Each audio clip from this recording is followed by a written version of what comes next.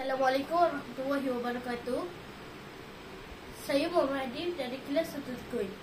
Saya akan menyampaikan cerita tentang si bongkok lupa diri. Pada zaman dahulu kala, tersebutlah kisah seorang hamba Allah yang bermula si bongkok. Si bongkok hidup bersama-sama dengan ibunya yang sudah tua dalam pondok buruk yang usang. Mereka tinggal dalam kampung Pulai. Si bongkok diejek dan dikeji oleh penduduk kampung Pulai kerana rupanya hodok dan badannya pula bongkok.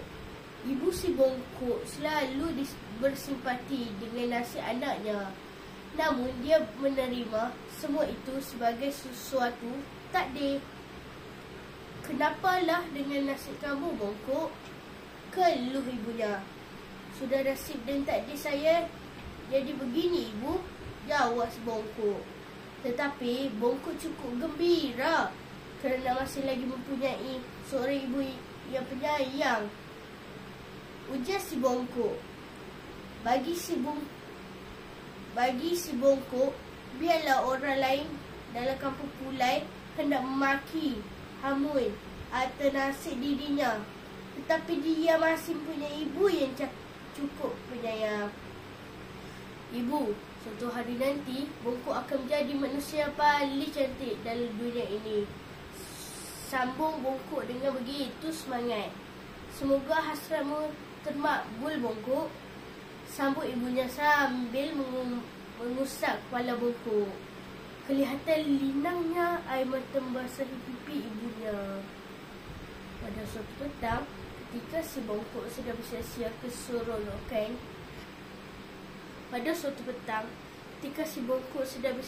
keseorangan di pekan kampung Pulai, sekumpulan pemuda kampung yang diketahui oleh Mak Derus telah mengepung bongkok. "Hoi kawan-kawan semua, lihat tidak ada manusia yang paling hodoh, cacat dan hina dalam kampung Pulai ini, melainkan si bongkok ini," kata Mak Derus dengan nada angkuh dan sombong. "Betul, Derus. Mari kita kaca si hodoh ini," sambung kawan-kawan Mak Derus. Si bongkok berasa amat sedih dan cukup hina kerana dirinya diperlakukan sedemikian. Mak Derus dan kawan-kawannya terus meluru ke arah si bongkok. Mereka memukul dan meludah si bongkok. Si bongkok tidak dapat membuat apa-apa. Ramai di pekan itu hanya mampu melihat saja. Mereka tidak dapat berbuat apa-apa kerana Mak Derus dan kawan-kawannya itu ialah samsing kampung Pulai. Setelah puas mereka mengejar si bongkok, Mak Derus dan rakan-rakannya terus pergi dari situ. Si bongkok pun berlalu sambil berkata di dalam hatinya, "Nantilah kau, Mak Derus, jika aku ditakdirkan menjadi cantik. Engkaulah manusia yang mula-mula aku kerjakan. Nantilah kau, nantilah." Si bongkok terpulang ke teratak usangnya. Kelihatan ibunya sedang membersihkan halaman rumah. Si bongkok, "Kamu dari mana ini?" tanya ibunya. "Saya dari pekan Pulai, Ibu," jawab bongkok. Si bongkok menceritakan apa yang telah berlaku di pekan Pulai tadi itu. Ibunya turut bersedih dan menasihati si bongkok bahawasanya Allah SAW akan membalas siksanya pada sesiapa yang menyiksa dan menyakiti hati orang lain, terutama orang yang cacat seperti si bongkok. Pada suatu malam, si bongkok berehat di seramil teratak usangnya sambil mengenak akan nasibnya yang malang. Tiba-tiba dia didatangi oleh seorang lelaki tua yang berpakaian begitu cantik di sekeliling oleh cahaya. Si bongkok tergamam seketika. "Wahai pemuda yang bernama Bongkok, Aku telah lama mengetahui kisah hidupmu, tetapi janganlah kamu sedih hati. Aku boleh menolongmu. Mudah-mudahan kamu akan menjadi manusia yang cantik, kata lelaki tua itu. Si bongkok tersentak mendengar kata-kata lelaki tua itu. Betulkah tanya si bongkok? Tetapi bagaimana caranya, wahai orang tua?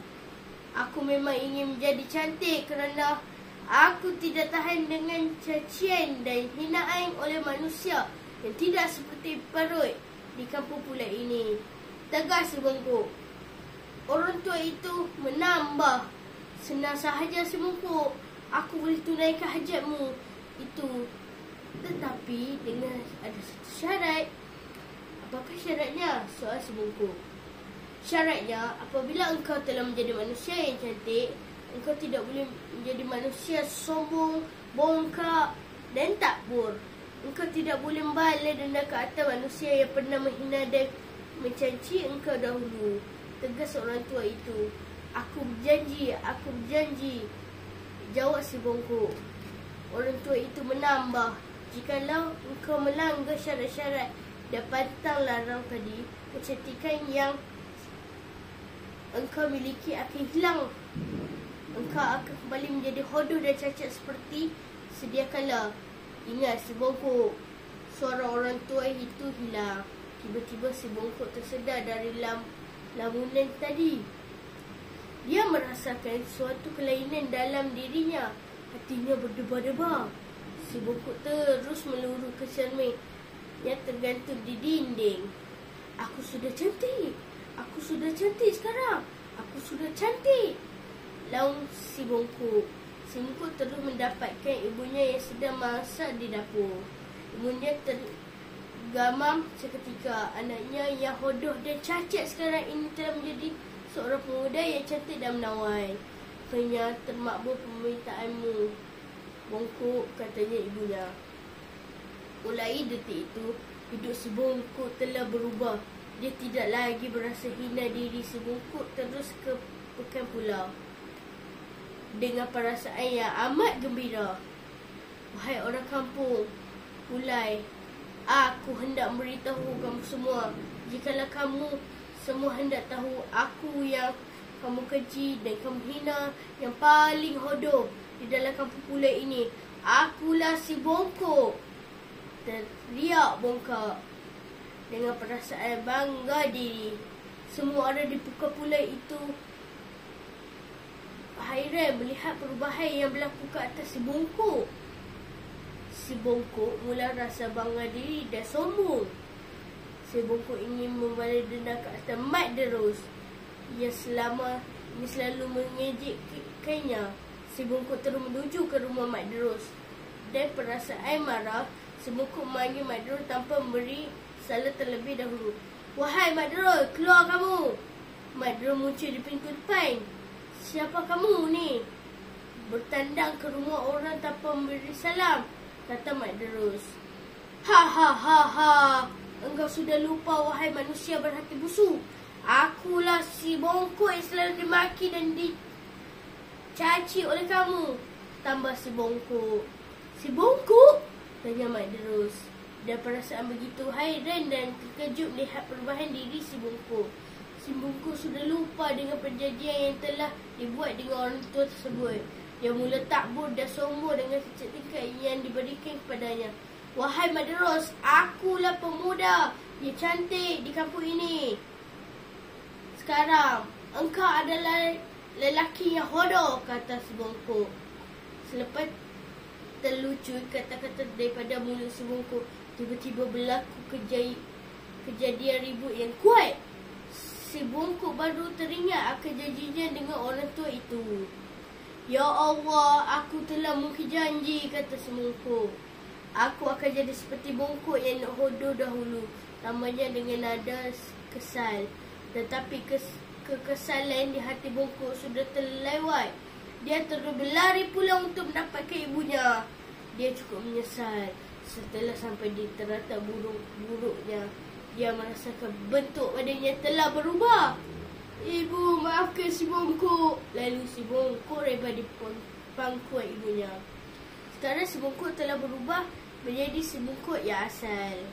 Sudahlah anakku, disebabkan oleh takbur yang sombong kamu, maka kecantikan yang engkau miliki telah dirampas balik. Terimalah ujian ini sebagai suatu takdir, kata ibunya. Akhirnya si bongkok kembali kepada kehidupannya seperti dahulu kerana sifat lupanya dirinya itu. Dia menerima takdir yang ditentukan ke atas dirinya. Sekian. Terima kasih.